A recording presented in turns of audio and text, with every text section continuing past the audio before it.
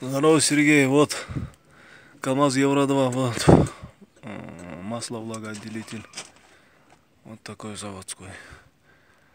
Вот первая причина, если хотите узнать, вот шланг вход от компрессора, а вот выход. Выход идет, эта трубка идет назад к защите, а вот эта трубка идет вперед на эту подкачку. Подкачка здесь.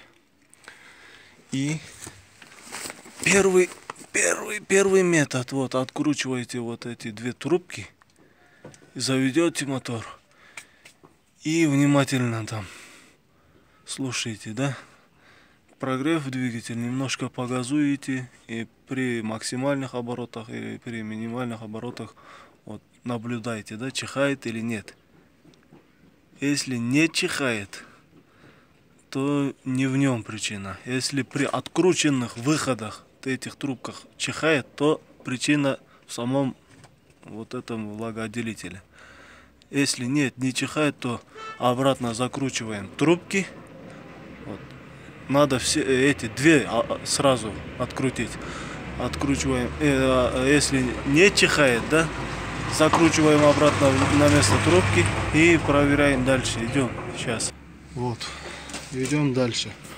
Откручиваем трубку вот отсюда. Здесь она идет к защите прям. Если вот заводская система. Откручиваем здесь при входе на защиту. И опять же заведем мотор и слушаем, чихает или нет. Может быть, были одни случаи у нас там в одном еврике там была забита здесь вход к защите, да, всякими мусорами. И проходимость там стала маленькая, да, из-за этого чихал, да, при оборотах. Не накачал систему полностью до максимального сброса регулирования. Вот. Вы говорите, вот заводская защита, вот здесь есть вот регулировочные места. Вот. И проверяем, да, здесь. И слушаем трубку. Если открутив эту трубку, там начал чихать, да, здесь.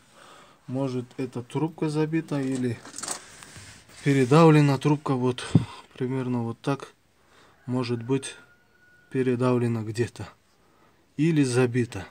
Причина бывает в трубке. Если нет, все равно не чихает, то может быть эти регулировочные болты может сильно закручены. Из-за этого тоже может быть. Всех на 4 надо проверять, чтобы были они все до конца откручены. А в самой системе уже нету, не надо искать после этого, после защиты, причину после защиты. Вот проверяйте вот эту трубку и сам влагоотделитель.